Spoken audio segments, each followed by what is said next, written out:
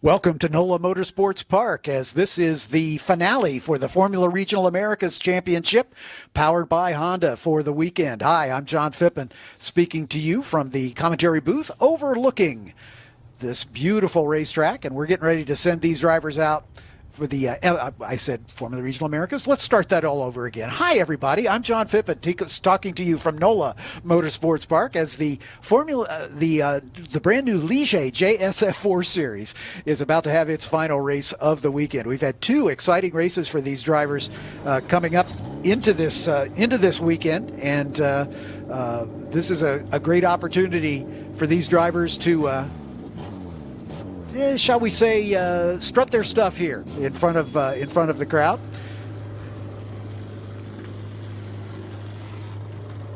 I'm joined in the commentary booth by Landon Matriano Lim. Landon is a driver in the Formula Regional Americas Series.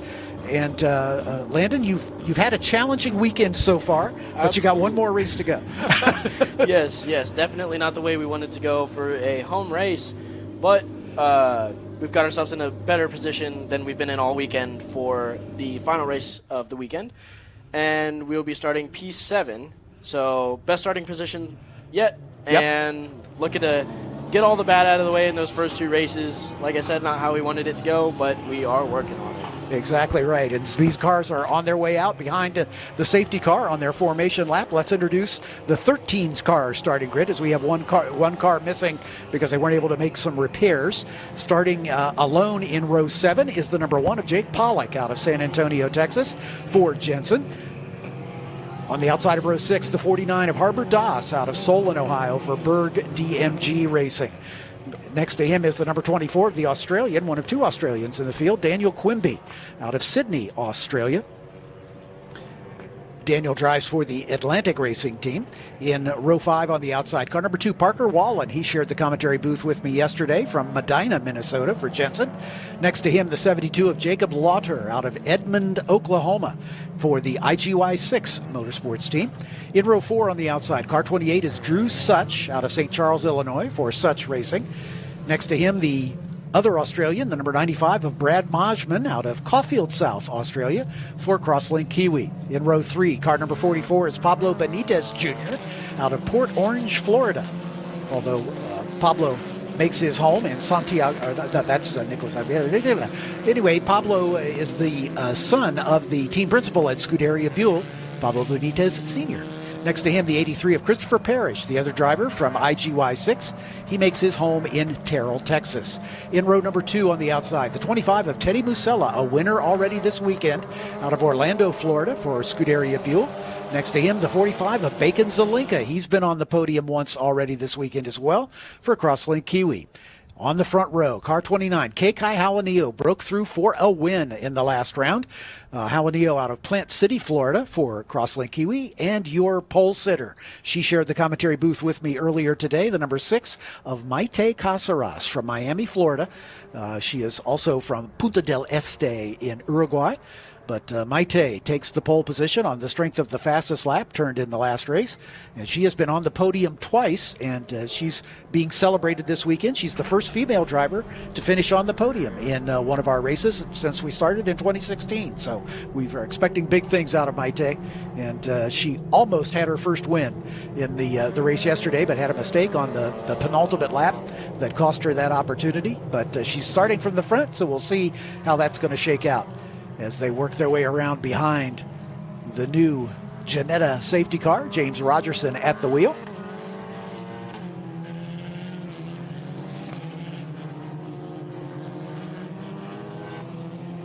As you can see, the car is working through the final turn, the Mission Foods turn 16, as the driver's still doing a little weaving, getting temperature into these tires. Landon, this is a new tire compound this year.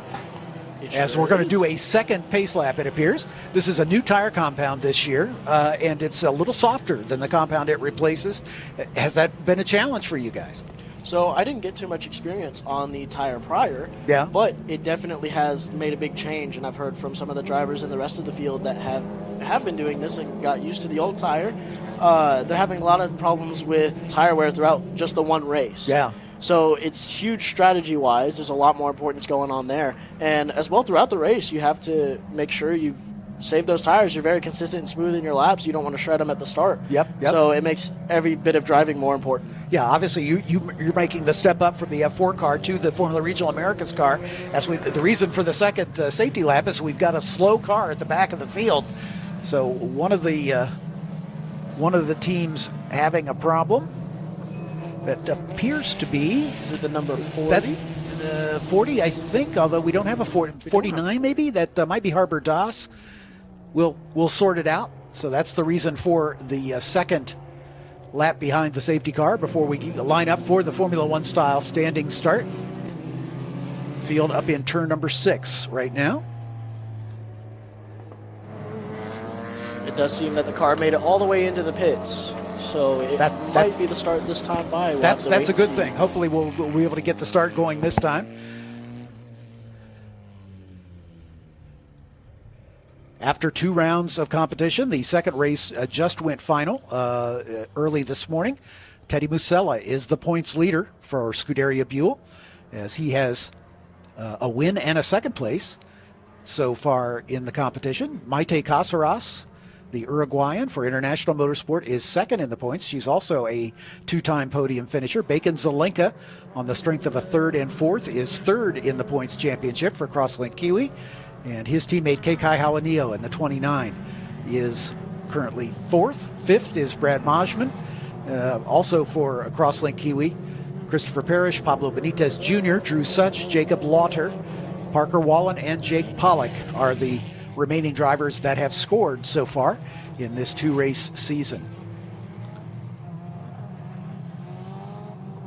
And it seems that the safety car has pulled off the track with another car going into the pits.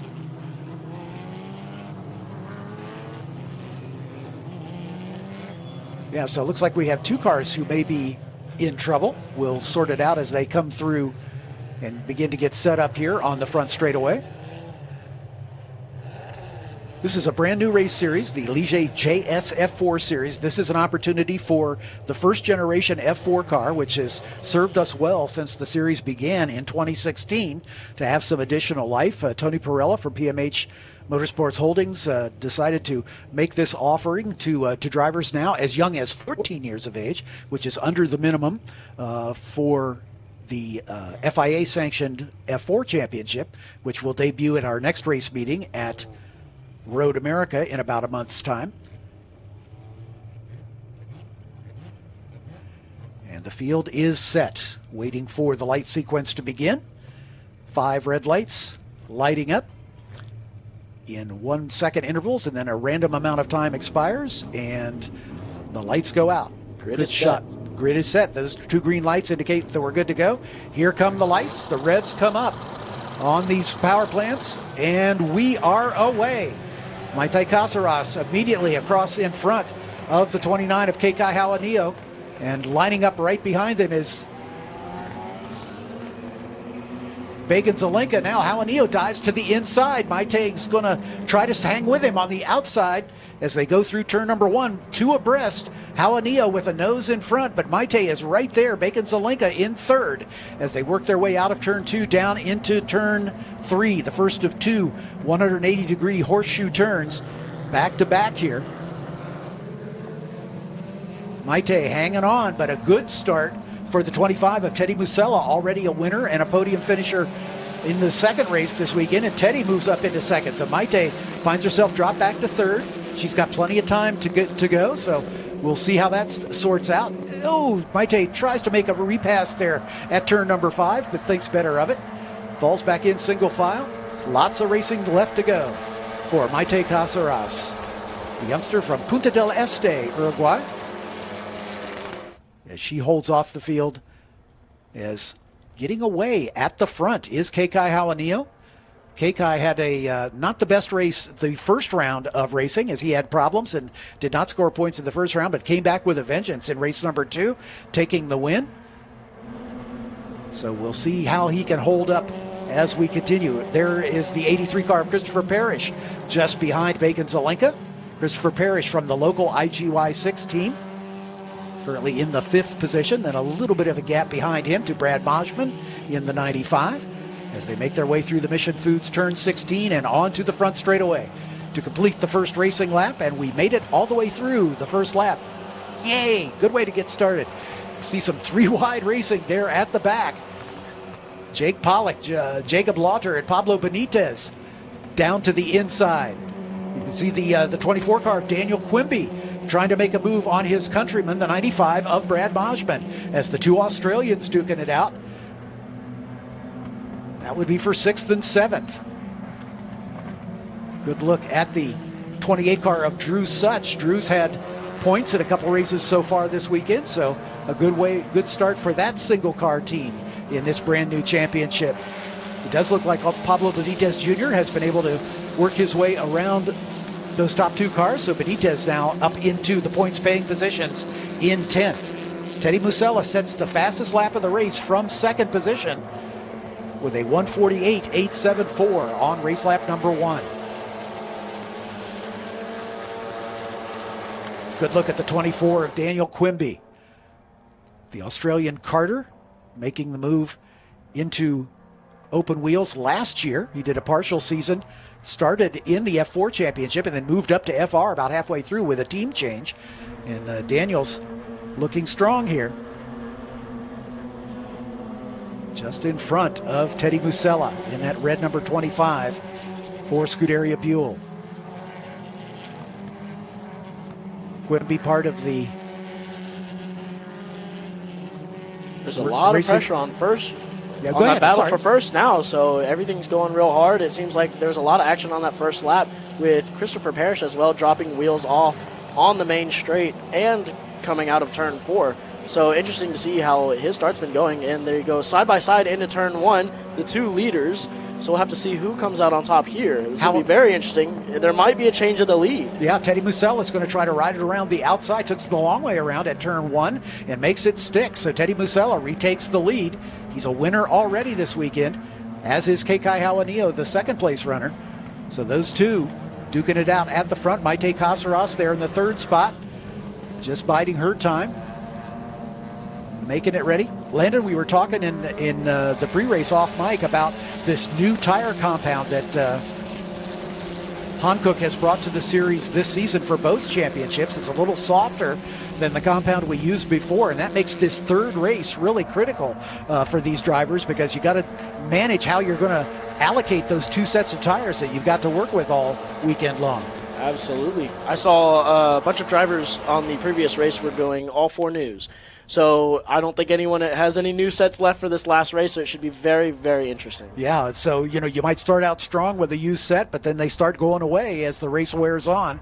We stayed green all the way through, and that's exactly what we want to see with 25 minutes of racing left to go.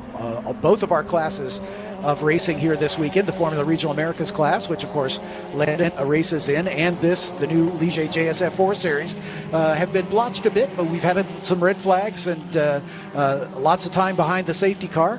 But we are looking to put that right here in this final race of the weekend. Teddy Musella trying to stretch his lead over Kekai Hawanio. Maite Caceres, they've pulled away just a bit from Christopher Parrish, with Bacon Zelenka just behind him. Then the 24 of Daniel Quimby. And then right behind Quimby, a bit of a squabble. Pablo Benitez continues his charge. Yes, there's the 95 of Brad Moshman, then Drew Such, then Parker Wallen, with Benitez getting around Wallen just as they made the run off of Mission Foods turn 16. As we watch Drew Such and that single car team, and there goes Pablo Benitez getting around Such. Such is going to try to do the over-under here at the exit of turn 3, but Benitez has just a little too much momentum, and he'll be able to solidify his hold on that spot. Benitez started in 6th position and dropped back at the start, and now he's gradually working his way forward. As we watch Maite Caceres, the 3rd place runner. Seems like she's got quite the pace. She seems to be catching Kekai. Yeah. So it's very interesting to see the lead stretch away. I was wondering if they were going to battle a bit and give the third place a better chance to catch up. Yeah. These three clearly the class of the field as they've opened up a gap over fourth place running Christopher Parrish. At the line, it was about 2 seconds. The top three are pretty much evenly spaced, about 3/4 of a second first to second and about half a second second to third.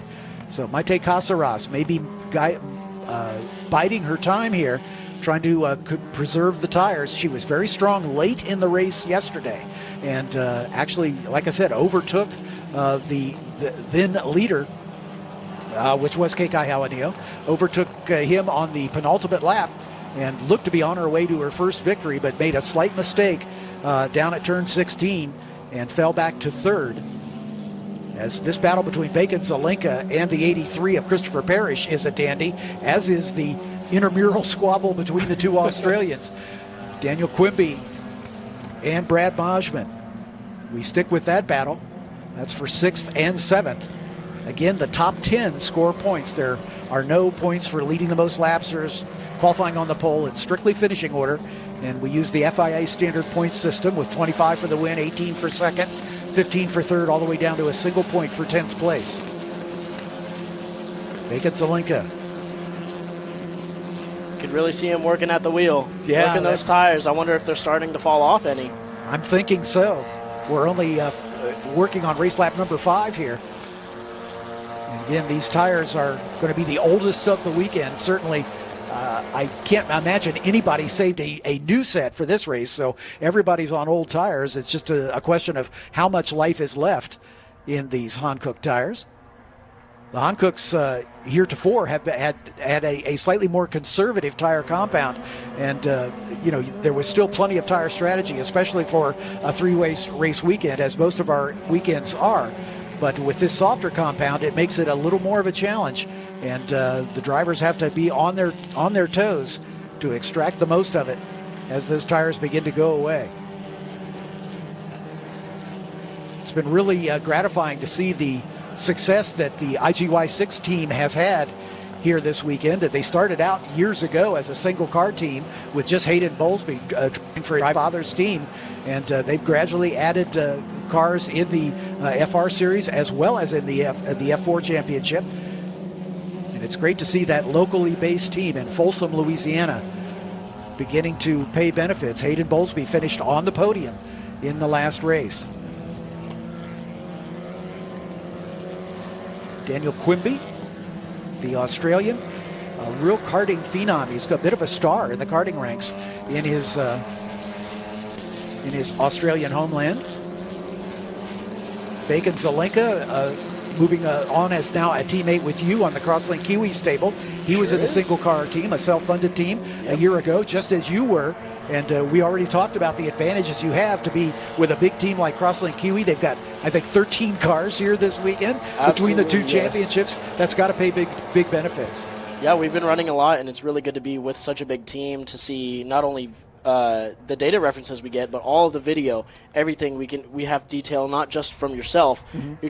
You're bettering yourself, but it's always good to see the top runners. Sure. And we're up there with the top runners on our team, so it's really good learning developmentally, and that's exactly where I'm at, is developing. So it couldn't be better with this team. Yeah, exactly right. And obviously the engineering support is unparalleled.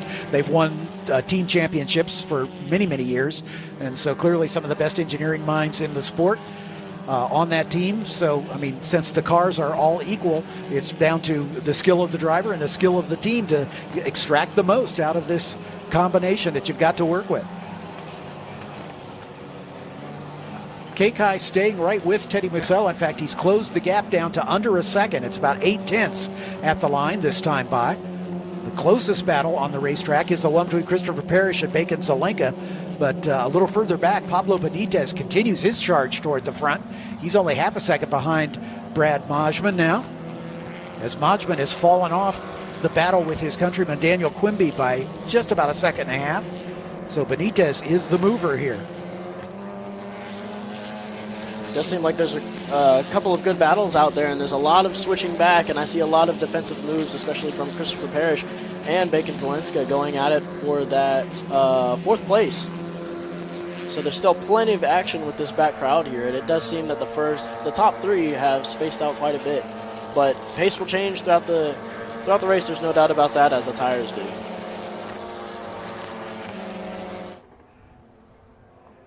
Great to see these beautiful drone shots as we see the Christopher Parrish, Bacon Zelenka, and Daniel Quimby battle. And then right behind them, Majman and Benitez. Benitez in the red car, the second of the two. You can see that Maite falling off the pace just a little bit in third with Kekai and Teddy Musella. Teddy Musella, the youngest driver in the field. He is 14 years of age. And kicked off his campaign with a bang, with a win in his first race. And backed that up with a good finish in race number 2 as well, on the podium twice now. As we see the leaders cross the line to complete race lap number 7. And then we turn our attention back to this battle with Christopher Parrish. It's now a three-way battle as Daniel Quimby has caught up to the back of Bacon Zelenka. And then the two-way battle we talked about behind them between Majman and Benitez. They're going to go side by side around turn 2, so that might give Quimby the opportunity if both of these guys don't get a good exit coming out of 3. Indeed, as Bacon trying to make the move. And they both go wide coming out of 3, and just like that, it is Quimby ahead. But Bacon does have the inside line for turn 4, so can he make it work? And he does. That's a carbon copy. That's a carbon copy of the move that Patrick Woodstoth made in your race.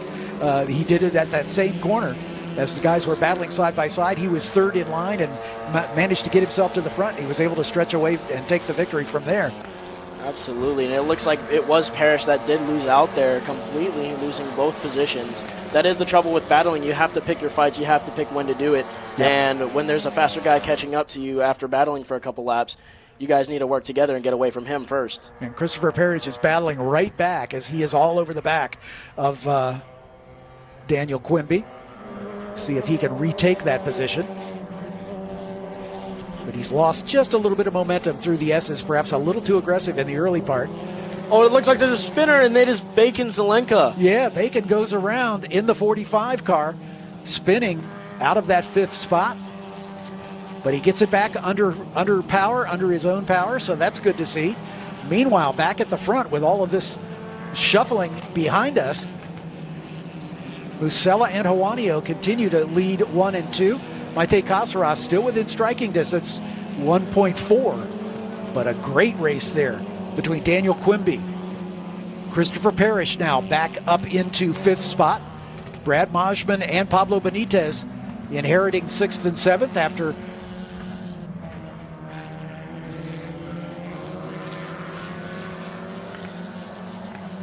.95 of Brad Majman.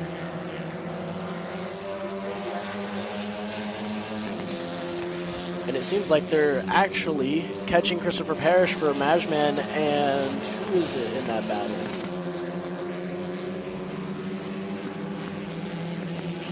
Got a replay of Bacon Zelenka going around, and there he is.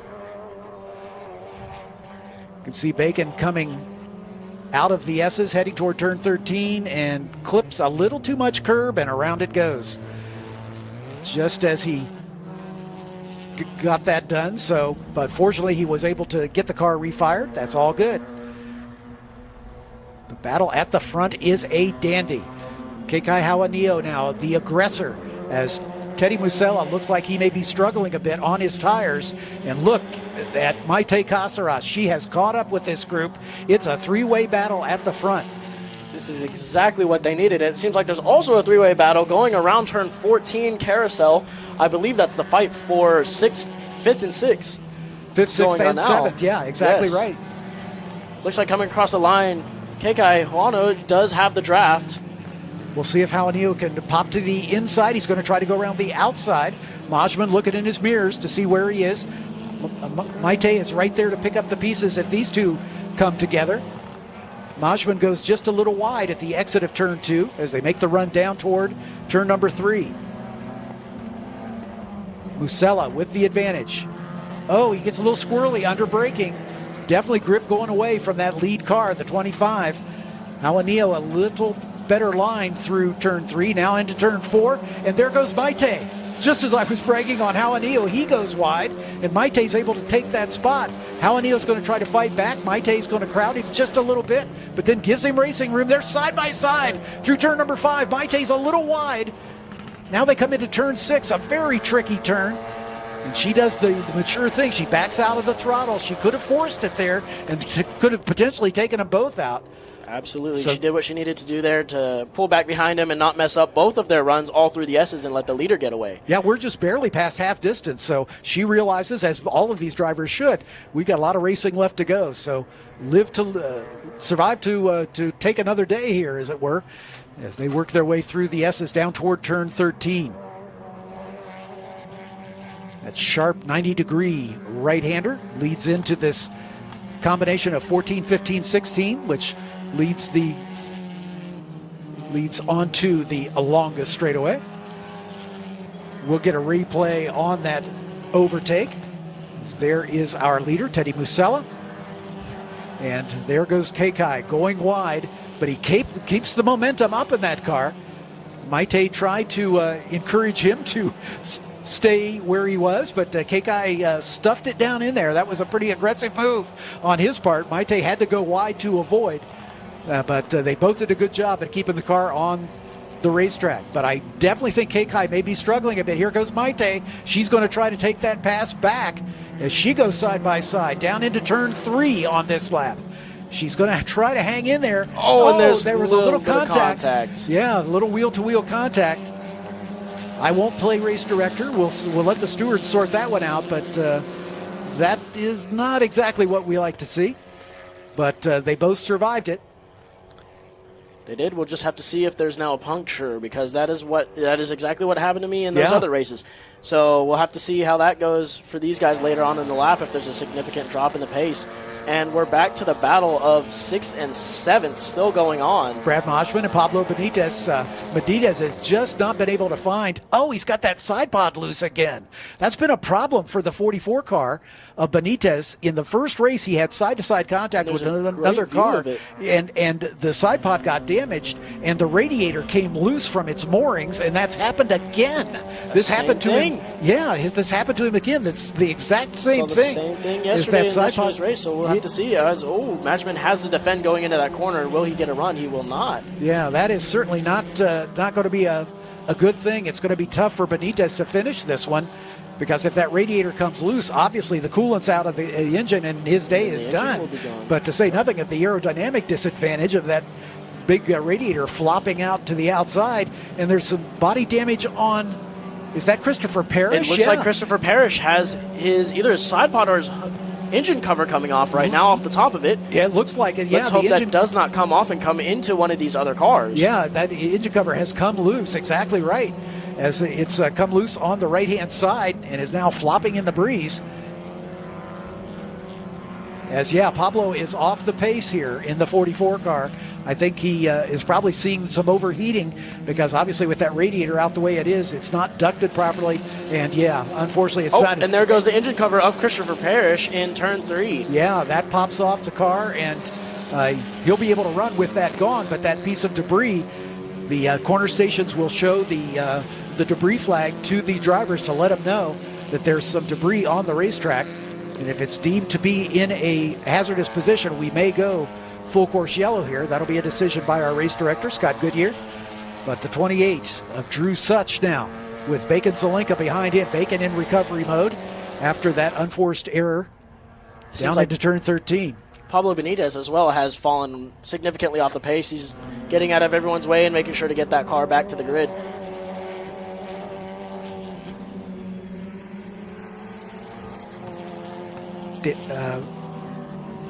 Majman now up into 6th position, as he has gotten the pass done on Christopher Parrish.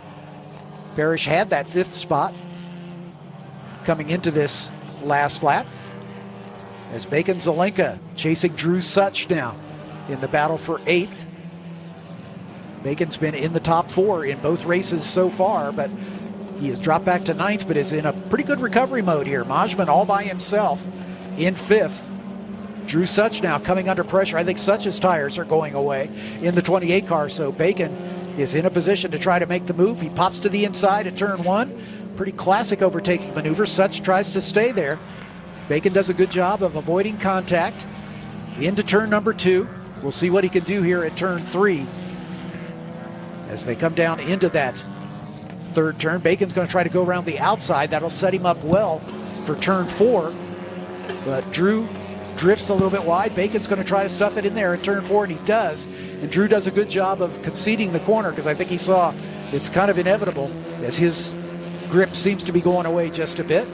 So Bacon Zelenka picks up another spot up into 6th now. We haven't talked much about Parker Wallen in the 2 car for Jensen.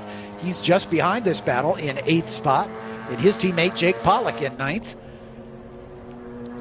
Christopher Parrish with the missing engine cover still in the points, holding on to 10th. Here's the battle at the front as Teddy Musella trying to hold off Kekai Hawanio.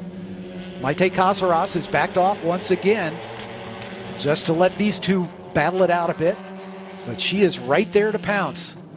That is absolutely the best way to go for her situation right now. Just like it did before, she could most easily overtake these two as they battle side by side, make sure she gets a good exit, and there's first. Across the line they come. As we've completed 13 racing laps, we've got about 7 minutes of racing left to go. There goes Hawanio down to the inside, going to try to make the pass into turn 1, and does. So Teddy Musella has to give up that first spot. Maite right there behind Musella as they work their way down to turn 3. Kekai making that car wide as Musella thought about going to the inside. Now he's going to try to go around the outside. There goes Maite. She might get them both again. That's a very popular move here. Side by side, Kekai will have the inside line. Maite's going to try to follow him through as Teddy Musella has to give way. So Kekai Hawanino takes the lead for the first time. Right as the caution comes out, so we'll have to see where that caution was and what's happening here. Yeah, so far we don't know why, as Teddy Musella takes that spot back, and it may be that Kekai got a radio message that he has to give that spot back because the yellow had come out. If you pass under the yellow, obviously it has to be reversed. So the safety car pulling out of pit lane, going to pick up the field for the first time. We've had 23 minutes of good, clean racing.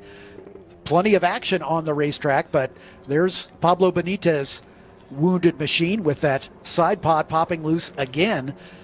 And unfortunately that allows the radiator to flop loose, and I'm sure that car was overheating, and that's the reason he had to bring it into the paddock. Oh, absolutely, and that's nothing you want to mess with, because that's the easiest way to destroy the engine, and that's the last thing you want to replace on the weekend. Exactly right. That's exactly right. So we'll catch our breath here just a bit as the leaders working their way onto the straightaway. We'll get everybody past start-finish, and we can recap the running order as we await the resolution of the reason for the safety car. We can see one of the safety vehicles on the way toward turn 4 to pick up the stranded car. Teddy Musella is your leader. Kekai Hawanio and Maite Casares second and third. Let's take a quick break while we have this safety car period to thank the sponsors that make the broadcast possible here on SpeedTour TV.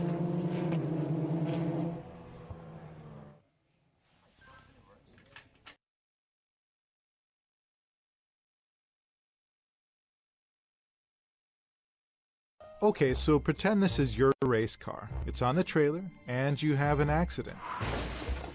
Ouch! At least your truck's insurance will pay for another one? Yeah, not so fast. Standard insurance won't replace your race car, whether it's in the trailer, in the paddock, in the garage, or the repair shop. But at Hagerty, we can protect it for what it's really worth anytime it's off the track. No matter what or where you race, offer less than a set of race tires. Hagerty, let's drive together. The Sonoma Speed Tour returns to Sonoma Raceway April 19th through the 21st, featuring the Trans Am Series presented by Pirelli Western Championship, the Sports Car Vintage Racing Association, Historic Trans Am, the Toyo Tire 2.5 Challenge, PSSA, International GT, and Saturday you can take part in the Hagerty Cars and Caffeine Car Show. You do not want to miss the Sonoma Speed Tour April 19th through the 21st. For tickets, simply go to speedtour.net.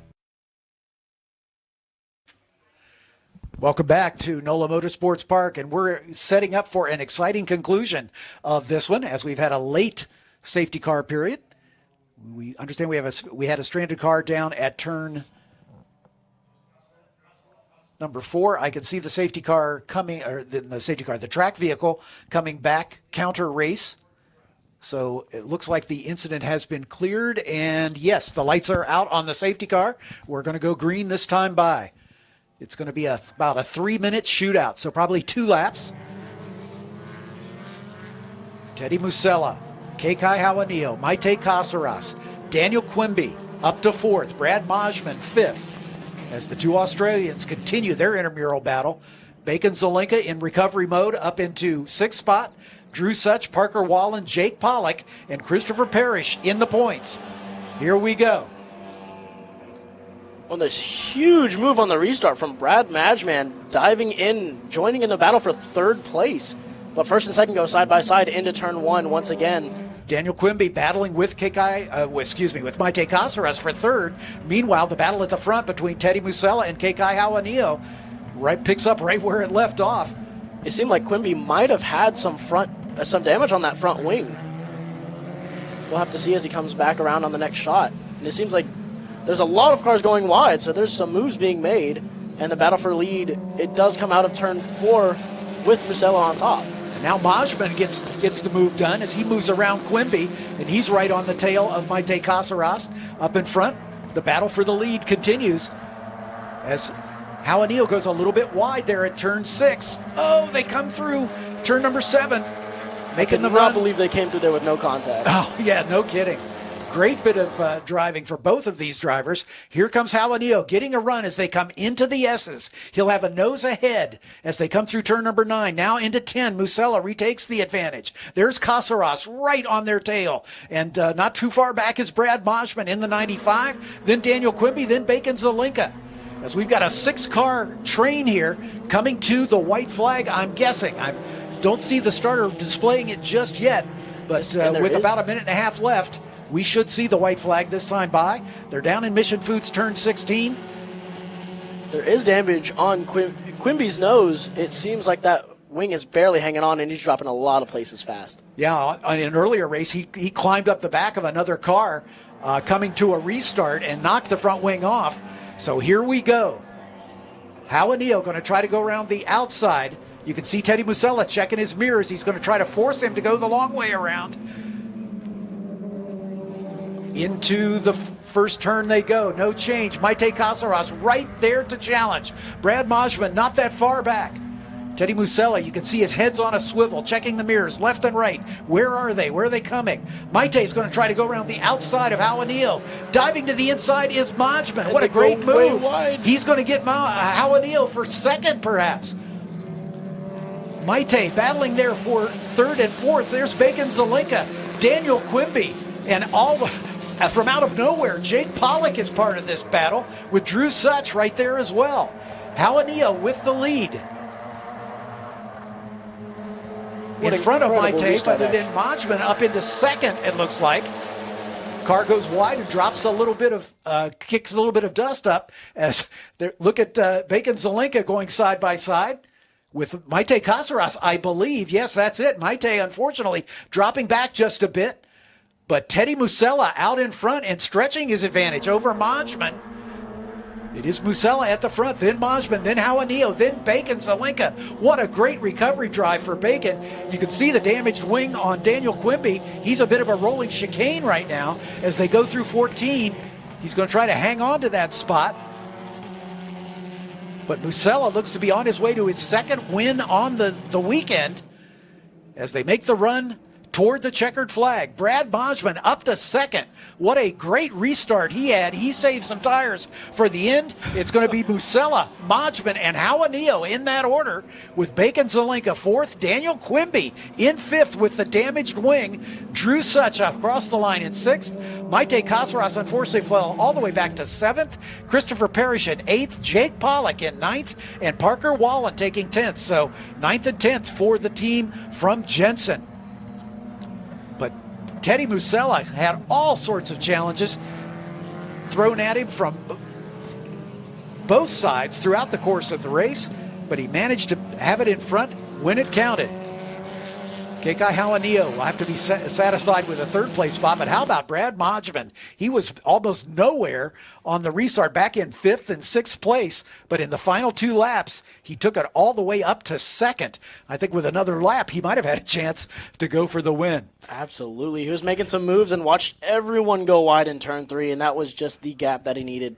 Right opportunity up the inside, and he was clear of everybody. Exactly right. We're going to break for lunch at this point, and I'm going to make my way down to the podium to interview our top 3. So we'll say goodbye to the stream for just this brief time, and we will be back with you after the lunch break with the finale of the weekend for the Formula Regional Americas Championship. They'll be on at 2 o'clock. Kekai Hawanio will be my commentator on that weekend. I'll be curious to see his reaction to how this race went. Absolutely. It'll be great to get input from him, and I will be out there for the finale of the weekend, P7, so we'll have to see how it goes. Good Home luck, race. Bandit. Here's your rundown. Teddy Musella, Brad Modgman, Kekai Hawanio on the podium. We'll see you in just a couple hours for the finale of the weekend. I'm John Phippen. Thanks for being with us.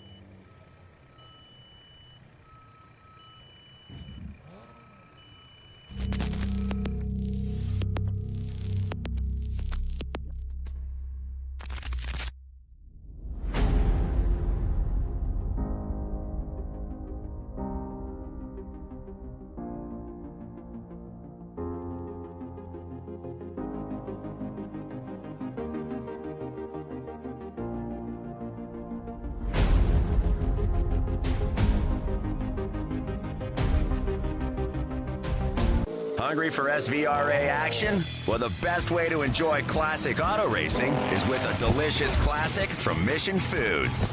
Green flag your race-watching snacks with Mission's mouth-watering race day recipes. Try some of our tasty tacos, piled high nachos, fresh chips with guac, and more. So gear up your ride and fuel up those stomachs with delicious Mission Foods. Now that's too fast, too tasty.